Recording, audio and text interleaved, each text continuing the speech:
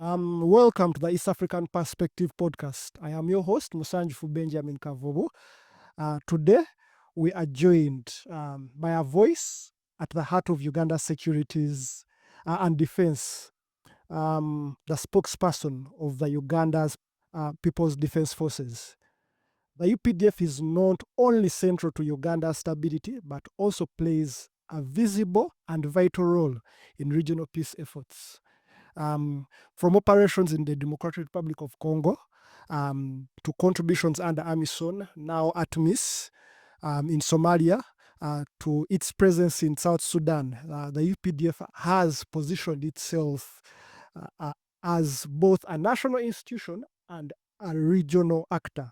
At the same time, the force faces big questions at home and abroad: how to balance national security and peace for normal people, everyday citizens in the region, especially the youth. What does regional deployment mean for East African youth? What does it mean for the East African economies? And what does it mean for the reputation of Uganda and the force itself? So I'm joined by my co-host Thomas Lesafe and also General Felix Kulayigye. So, Thomas.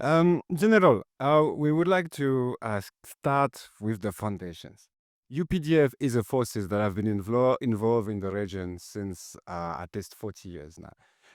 Where are the doctrine? What was the stability of the doctrine? What are the pillars of the UPDF doctrine, and how those pillars has evolved because of the presence on the field? I'm sure that all the time there's more information coming from the field that should shape the doctrine. Where does that Pan-African doctrine of UPDF come from? Thank you very much for that question, and I want to reach both of you.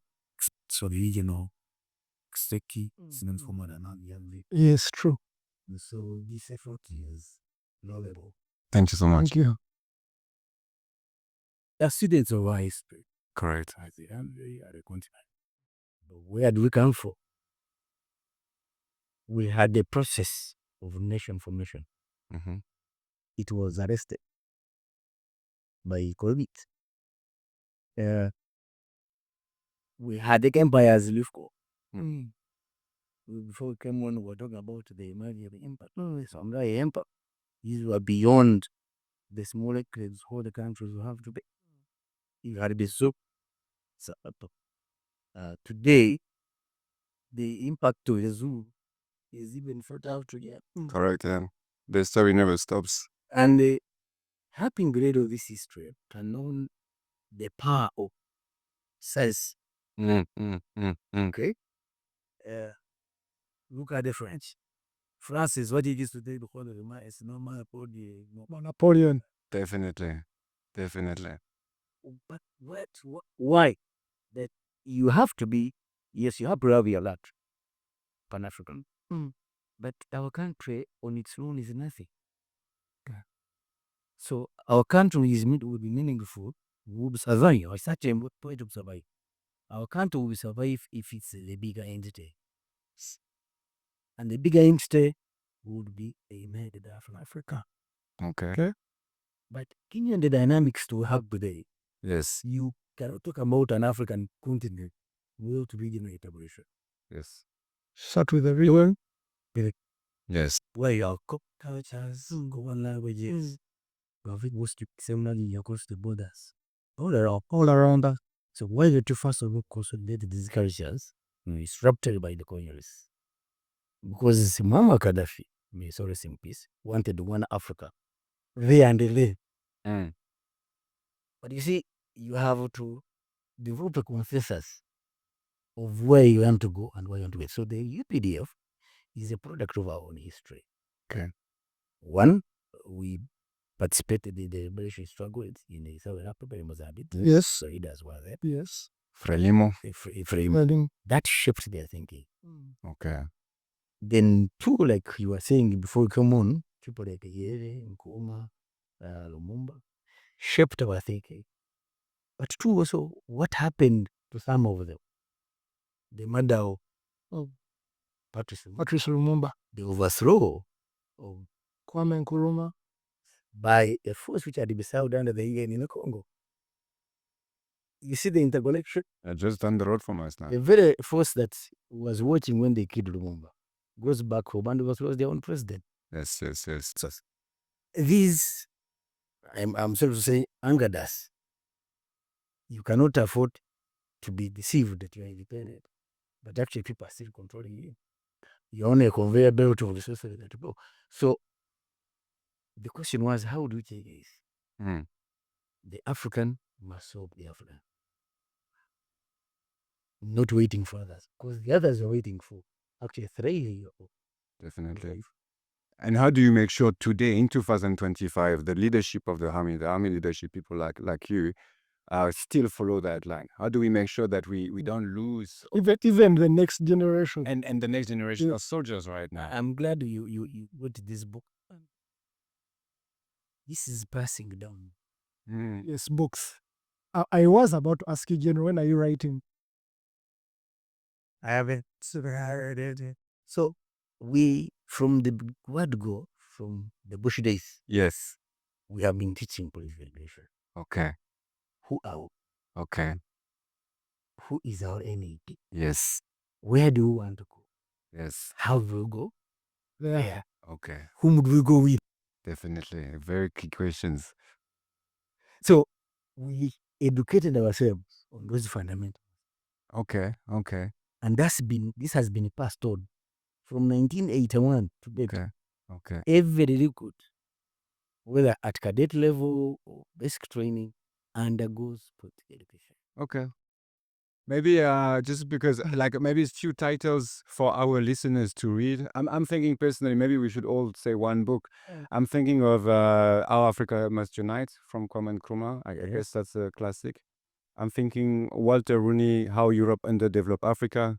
If you haven't read this one from Dar es Salaam, very key. What would be a third book we could recommend our viewers? First of all, I would like, for me, I would wish to start anger. Anger. Okay. To spark. To start, To start. Yes, you stand, then spark something. Yes, once you start it, like you're shaking wood. Yeah, there's a tree to be shaken. Yeah, I agree. Nelson Mandela's name was Shake the Tree.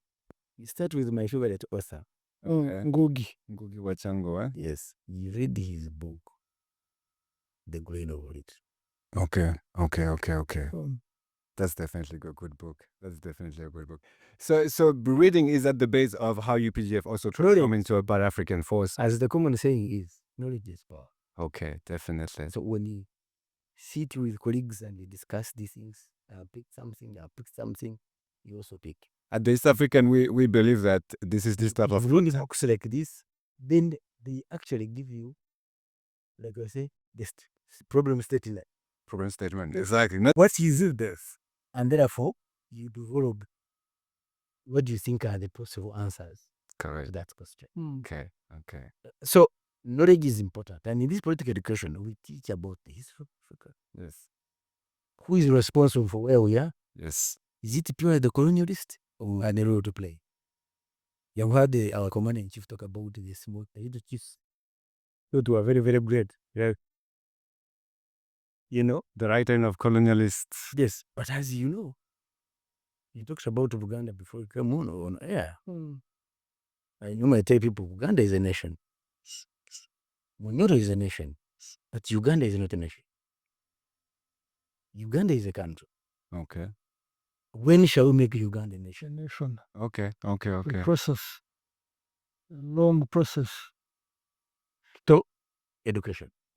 Political education. That's what I saw, General, all soldiers, you have said, go through this. We had that thinking of after they are trained in combat, they know nothing about politics until later. It will be wrong. Okay. It's Hans Clausewitz who said, war is politics by other means. So executors of war are yes. soldiers. Now, if you have a soldier who is not politically conscious, he's a war machine. That's what exactly. All they can do is kill. Sans d'éducation politique est un criminel en puissance. A soldier without political education is a criminal It's a gang of criminals. It's a gang of criminals. Yeah, and I'm without political And that is what forms the UPDF and how we see the UPDF right now, especially in the region and the continent. So let's go maybe like chapters by chapters. I know Benjamin, you want to speak of Somalia? Yeah, I want to speak of Somalia. We went into Somalia. Of course, Somalia was, I wouldn't want to use the word failed. It was failed for time, But not failed by Somalians. no, not by Somalia. Yeah, failed Not by by Americans. It was failed for a long time. America tried to go in, they failed until an African solution by Africans was brought up. And then we saw the UPDF. The UPDF was the first country, Uganda was the first country to contribute troops to the operation. And they went in, and things have changed. People can now travel to Somalia. Somalia is now a member of the East African community. You know, this Mogadishu airport is. No? We have not had the chance to go to Mogadishu. They receive, I think in a week, they receive 150 flights. Okay, Yeah. that's a lot. That's a lot. That's a lot. And that happened after this peacekeeping mission that had Uganda, Kenya, Burundi, and I think Ethiopia going in. And we have been there. The results are being seen. General, I want to ask you, before we go to how the soldiers are faring, we saw what happened in Afghanistan when the US withdrew. And the moment they withdrew, the Taliban took They over. lost the war. So we are hearing reports of Al-Shabaab trying to regroup, and there have been very many fierce battles this year. We hear there is a gap that has led to the coming in of ISIS. How sure are we that we won't have that situation that happened in Afghanistan when time comes, when Uganda withdraws from Somalia? Very good question, the audience. Well, yes. First of all, in a short, try to summarize the whole stage of that conflict. Yes. Somalia is a victim of superpower rebel. Yes. First, the Americans were in Ethiopia. In Ethiopia. Mhm. Then when Mengistu goes to Soviet Union, they come to Somalia. And then for them, they were exploiting the long-standing desire by the Somalis to have the entire Somali territory. Together. Those stars you see represent the Somali territory. Djibouti, Mhm. Ugandan, Yes. Kenya. Okay. And Somali was very educated people at the time by Siad Barre. They were educated, solid state. You know, they had the multiparty democracy in 1960s. Somalia. And education, not just democracy, education, yeah. The most enterprising people I've known on the African continent. And that is why they have thrived. Because wherever the literacy rate in history of Africa was made by Siad Barre, that took his country from 20% literacy rate and putting to 85, 86. Only Gaddafi And in the same. Yeah. I've also read something of them having the first female Air Force pilot in Somalia. Yeah. So you have given a background of how this.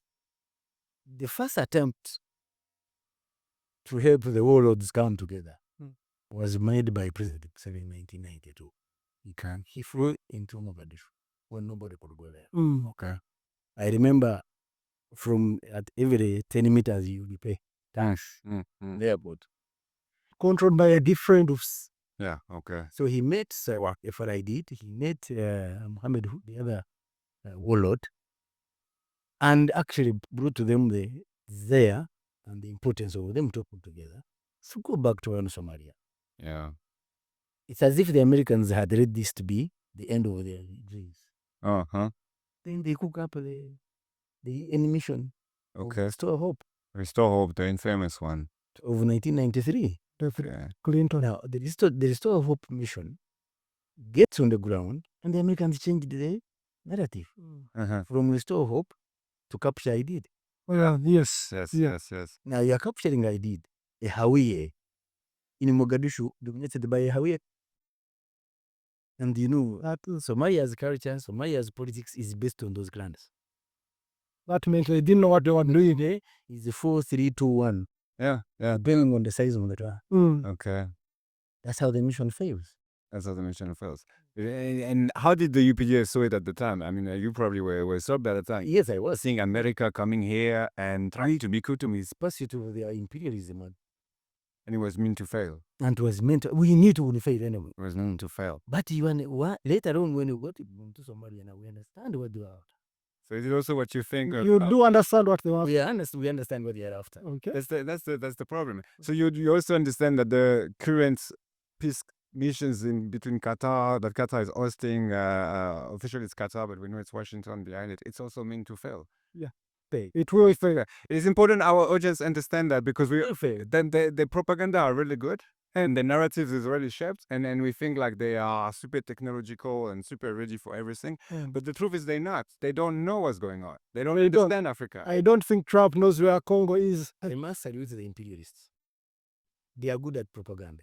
Yeah, very good. Yeah, they are good at it. They They are are good at it. convincing, and they may make even surrender your all the value. I've done right. The Qatar mission about the DRC is about continuous control over the Congolese resources. Correct. And they are better off with a weaker government. In In a war situation. I mean, explain it. with a face state like they made in Somalia in 1990. And they have made it clear this time they want. You have a country without road infrastructure, but there are airports and railroads Yeah. littered across the country. Why? Yeah. Is the Bogoli doing the airport? No, it's not them. It's not. So, Somalia might go the Afghan way, as you are saying, because we are not meeting our own expenses being there as Africa. Yes. Okay. And for us, we think as UPDF, whoever introduced the dollar in the mission was the enemy. Okay. And when the African Union in 2006 decided, there was a summit in Abuja. On the sides of the summit, a few leaders came together and said, including President Museveni, why don't we solve this? Sure. And that's how they are good for AMISOM. Amison. They asked countries to volunteer. The foreign countries were approached. Nigeria, being the superpower of Africa, Malawi, Rwanda, Tanzania, I think Egypt, and Uganda. Then Burundi. Malawi agreed, they never came. Nigeria said how much is being paid. And how I wish they had come there. Okay. Was the Boko Haram came from Somalia? Yeah. Yes. We were saying now come there. Yeah. It is first all.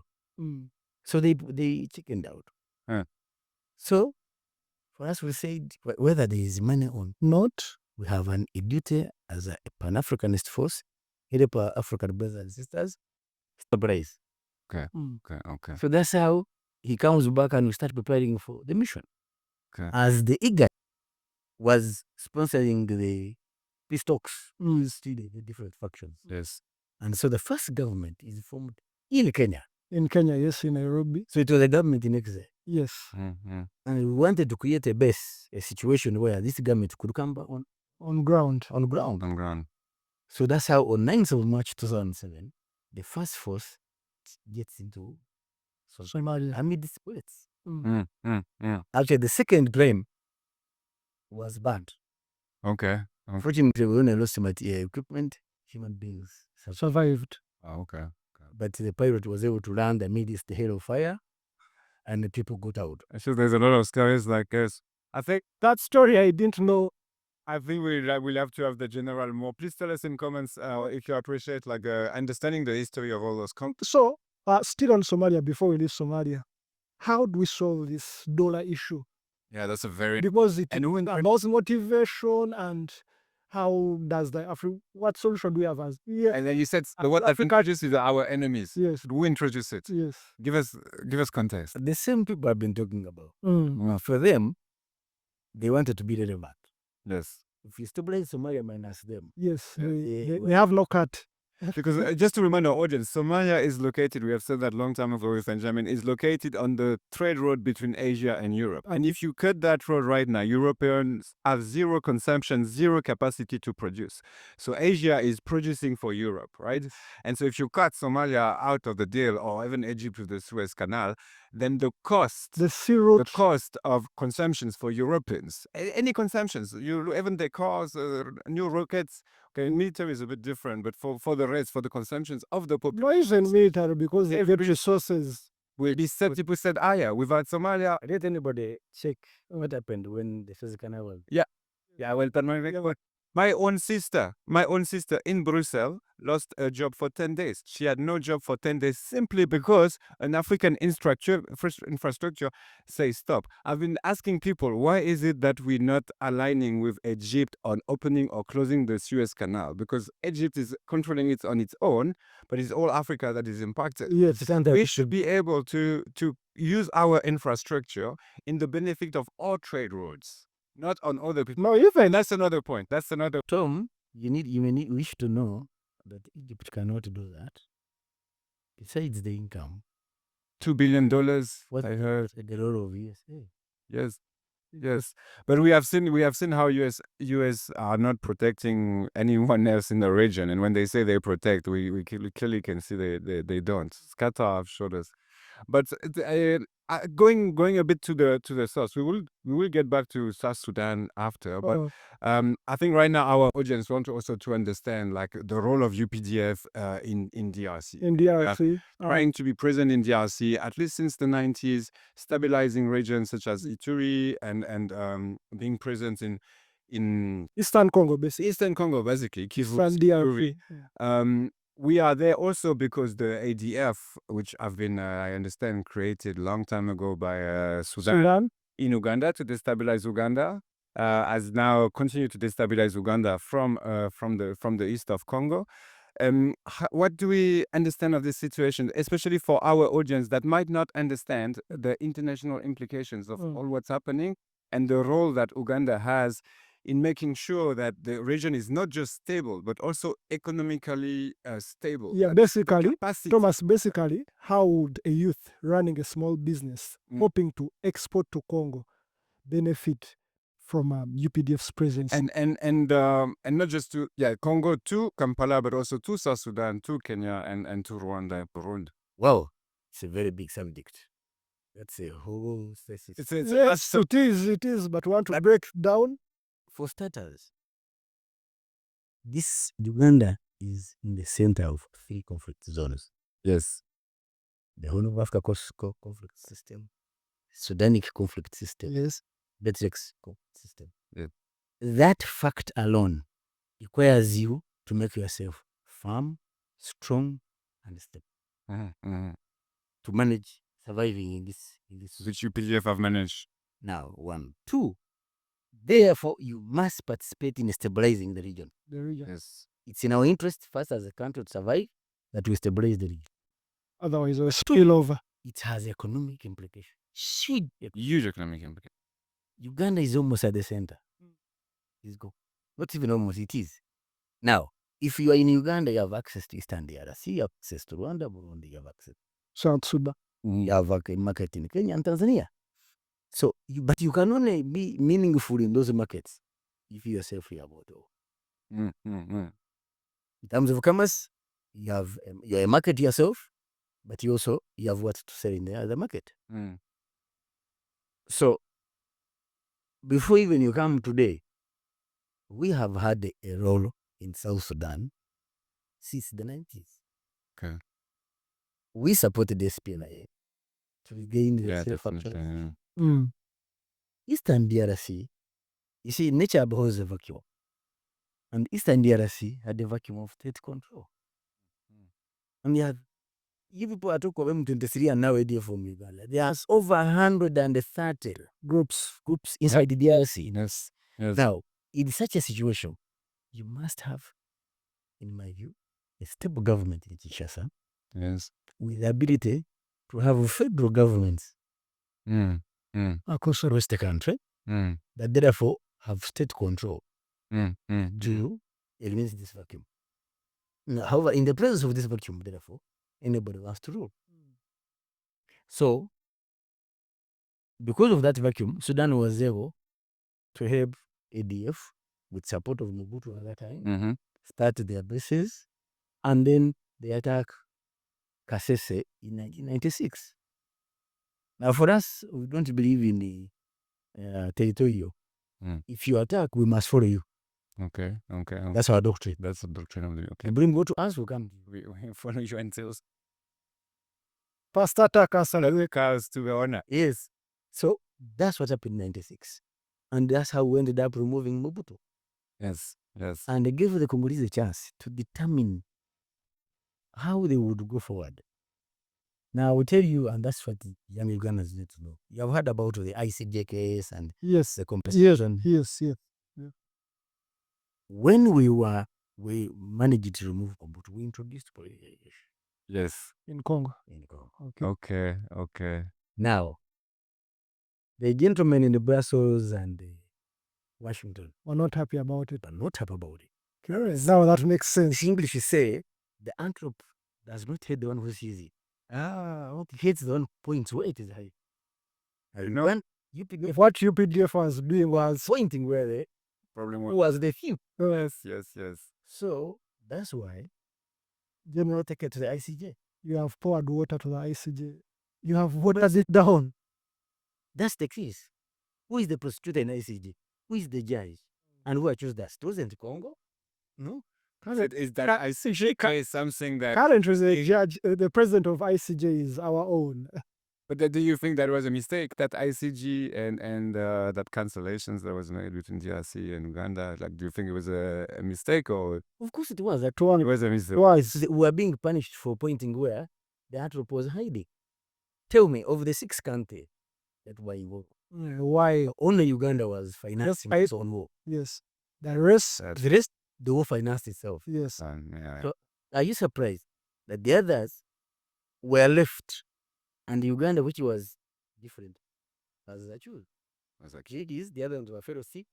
there's definitely a lot of people. They were aiding the theft and Aiding the theft, participating. These ones were a whistleblower. and it explains which side they were fighting out. Explain which side. So How comes we are saying I've never figured this out. you couldn't, because the propaganda again has Yes. and unfortunately, Mm. our own people never bother to educate themselves. Most of the information is difficult to find. We have tried to look at the war. But the From my record on this matter. oh yes, okay. There was one as a participant who about the Congo myself. I was actually the director of information in Ituri, Wow. 2003. Okay. I have been studying Congo since my school days. Okay. I have a file of this size on conflicts in Africa. Okay. So okay, I know that was not planned, but if you were there, it's just a question for me because one of the most interesting moments of the war for me, and is the Kisangani battle. The troops that the UPDF are formed and trained, like turning against them by surprise. Can you tell us about a little bit of those 3 days of war in Kisangani that have shaped the destiny of the region until today? The most unfortunate part of our history Was that? was the Kisangani conflict. Okay. For allies to fight. Yes. Mm. And close allies. Very close ally. Very, very close allies. Yes, brothers. Those were people all in Kampala. That in was South Side. the most unfortunate. What happened there? How did things get? Yeah. 10. Oh, is it I for another episode? Maybe. liberty. You know, it may be one time. Yes, but it has met Mm. from our side, or it has met elsewhere. But these areas were not solvable. Okay. They could have been solved. So, Okay. Yeah. The contradictions were not to that extent. Okay. To that. Up to date, if you asked him, my commander in chief, Yes. he keeps asking, how could, for example, the Korean Peninsula Yeah. has been in the state of war since 1951. yes. But they have never fought. Yeah, they have never. So how could we fight? Oh wow, that's interesting. Never saw. So I know time won't allow us, but we may not touch Mozambique. Let's move to South Sudan.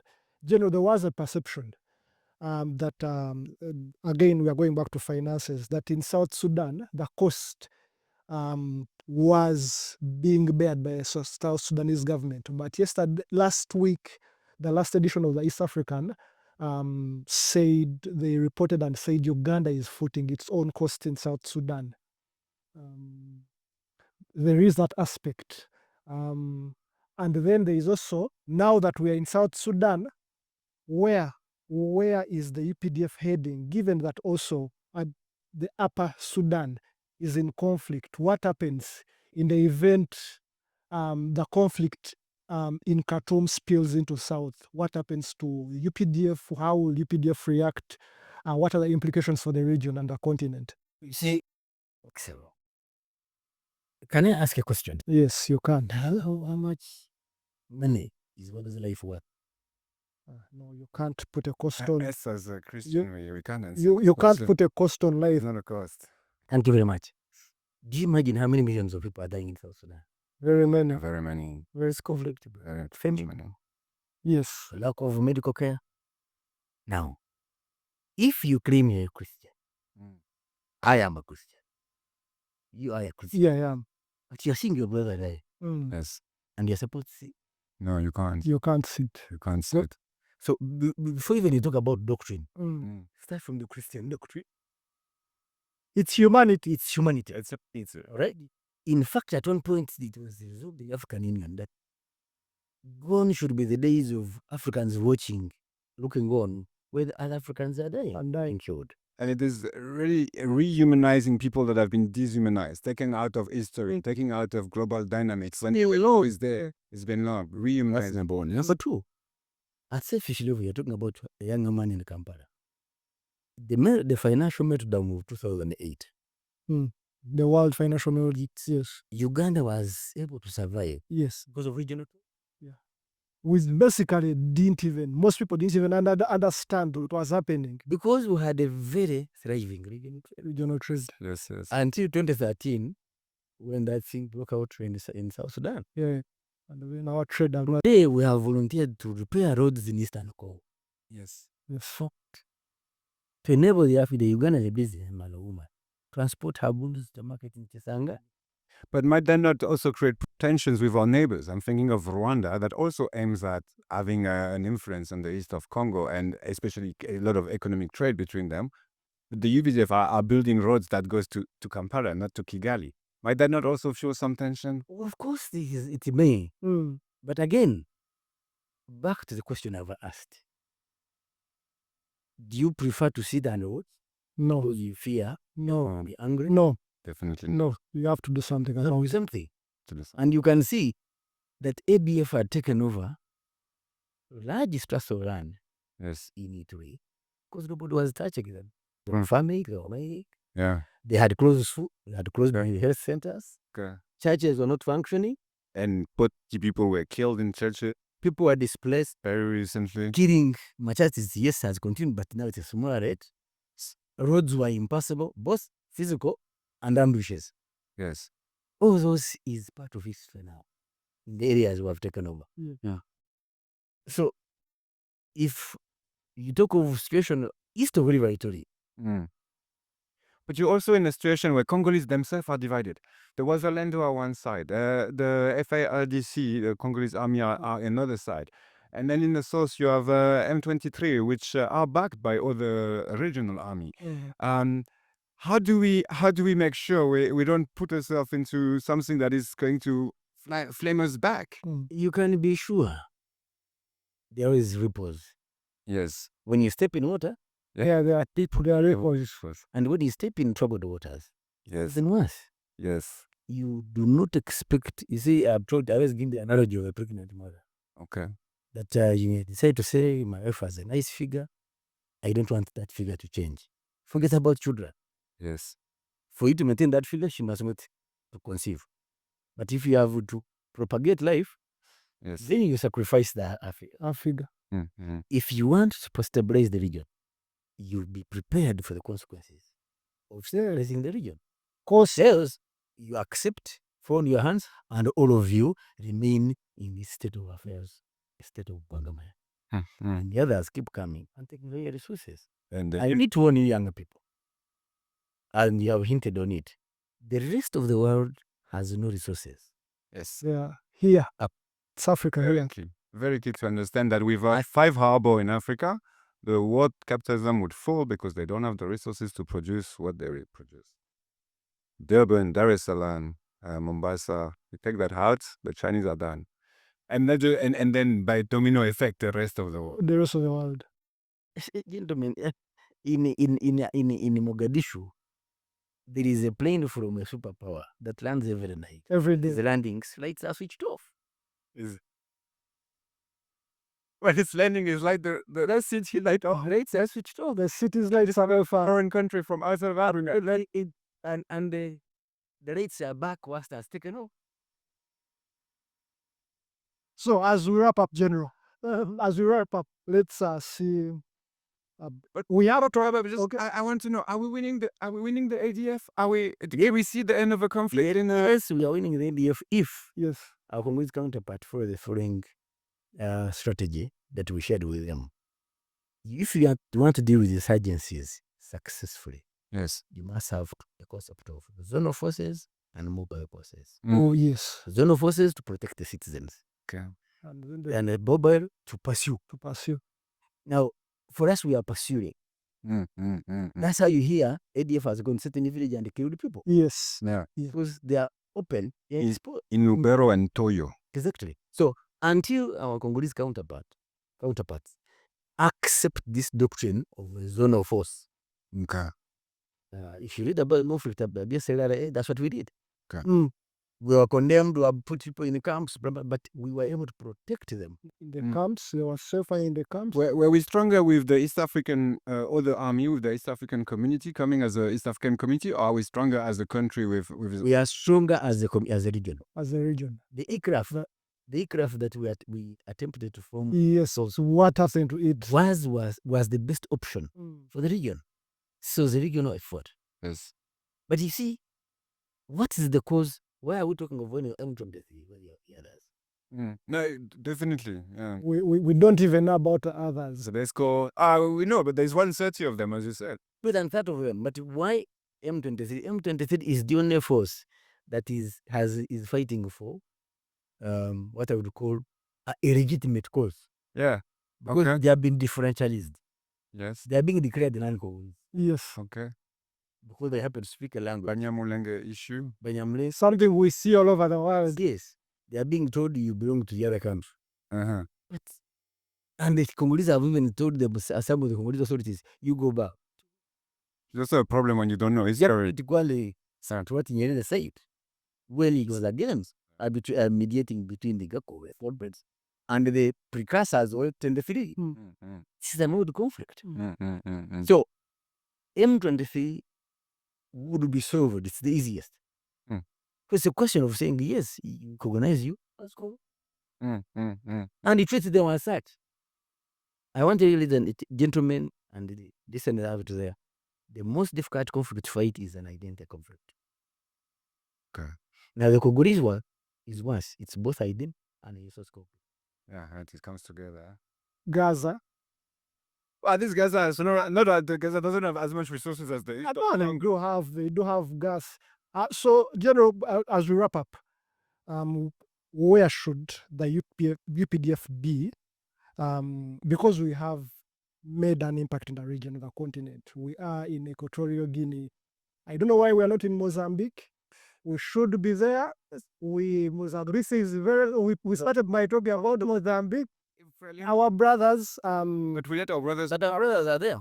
Yeah, of course, our brothers are there. He's in Mozambique. Yes. So, and for us, as if he's there, we are there. Where will That's good. with great power competition, Africom, then China, where is the UPDF going to be in future? Where should the UPDF be on the global stage? Especially with what we are seeing. Actually, now 5 years in 10. now the global south has changed into the global majority. Now, where does this regional force find itself? Is the right word. Yes. Global majority. Global majority. But exploit that majority. Yes. To take our center stage. Okay. 1, 2. Like I said at the very beginning, can only be a center stage. She can only be the charge of your affairs if you are united as a co. Yes. And as a game. Yes. So for me, regional integration should have taken place 20 years ago. South African community, SADC. By bringing Congo, DRC into the South African African community. to me was the greatest revolution that you've seen, eh? That is, as a Pan-African, you have been a Pan-Africanist. Yeah, the greatest success in the land in this very true. This is very But now you're talking about access to other Atlantic, access to India. Indian Ocean. yes, yes. And we're talking about great forces, great economic forces that now can work together. Look at the population size. Yes. So that's a market, a huge market. Look at the resource base. Oh my God. However, with that wealth, you need a strong father for this 18-year-old girl not to be disrupted. You need some guidance. So the strength of leadership Yes. is paramount. Yeah. So at the end of the day, 2, leadership is not at presidential level alone. What sort of parliament do we have? You look at the elderly gentlemen in this house. Will even some of them understand this concept? no, they don't. We are where they don't. So we're in the Islam as a committee, when in the 10th parliament, Yes. as a committee on budget. Mm. And then this blessed colleague of mine asks a Tanzanian, he's free. Oh, wow. I pulled him back, I said, I spoke in our local language, I said, if it were me who's the one, The identity crisis we talk about. Yeah. here they don't yeah. ask about us. Yes, yes, yes, yes. But you can see, we had exported our bad manners. That's the, You are not yet, that's why I said we are not yet mentioned yes. that a member of parliament is asking a person in a foreign country, he's free. Until we become Ugandans. And I will be telling you, I've done a survey, 6 universities. My sample is 350. We're Ugandan. I heard, yeah, para. The Banyankore, Bachiga, Acholi, Lugwara, Ite sorts. Okay, okay, okay. So the concept of Uganda is a foreign construct. It is a colonial experiment. It's fascinating for me that I've been, so for just know, but I've been living in Senegal, Dakar. I was a student there of politics. I wanted to learn from the continent, not from Europe. I've been a student in South Africa. We never hear such things. Like this capacity to say that those nations, they might historically exist as there were many nations, there were many historical things, but there is no country that can claim it's forever and that we should extend. That's just about doctrine. That's why for us when it comes to border conflict, Yeah, downplay it. I know. Yeah, it doesn't make sense. Yes, it doesn't make sense. That they put a demarcation. Tanzania. If it was that on Tanzania, for us, RDC was the only representative government. Okay, Tanzania, the entire cabinet was there. okay. And we're saying these are not ours. So for Okay, so should I conclude? yeah, you can wrap up, Thomas. We have to wrap up because obviously General is really busy with being involved in trade conflict in the regions to bring peace and bring peace also to the young people. And the young people that are watching us should remember that we are one of the youngest region in the world. So when we listen to as General, we also should ask ourselves more questions. I want you to go and Google things right now. Go to ChatGPT, go to your AI, go to your books, go to your grandfather, go to your uncles. Try to understand what the General have told us about. This were a really short, but really powerful, lesson history, and that showed us how those histories influence the future. I know as young people and as an educator, I contact with young people a lot in the regions. I know we want things to move. I know we want to shake the tree. I know we want to exist in the stage of history as young people, as a generation. But we also will go nowhere until we learn from the previous generations. We will have no sense of directions until we learn from the mistakes and the success of the previous generations. Pan-African have won. Pan-African have won before. It is not a first. And it have won in this region. Think of Zanzibar and Tanganyika back in the day. Unity is possible. Many of Ethiopia. Many of Ethiopia, Italy. You think of Sekou Touré of Guinea and Kwame Nkrumah. So Pan-Africanism has won. Generals have told us about the dynamics of this region and how always they are historically rooted. Go and research more. Go and make your own research. Ask your people. Don't always, we spoke of books in this podcast, but also go and see your elders, your uncles, your mothers, your grandfathers that are still there.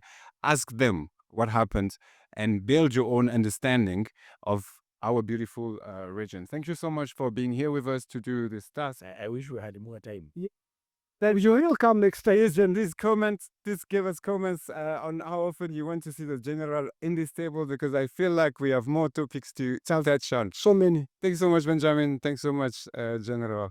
Thank you. Thank you very much. Have a very good day, sir, and thank you for your work. Same with you guys, and thank you for the book.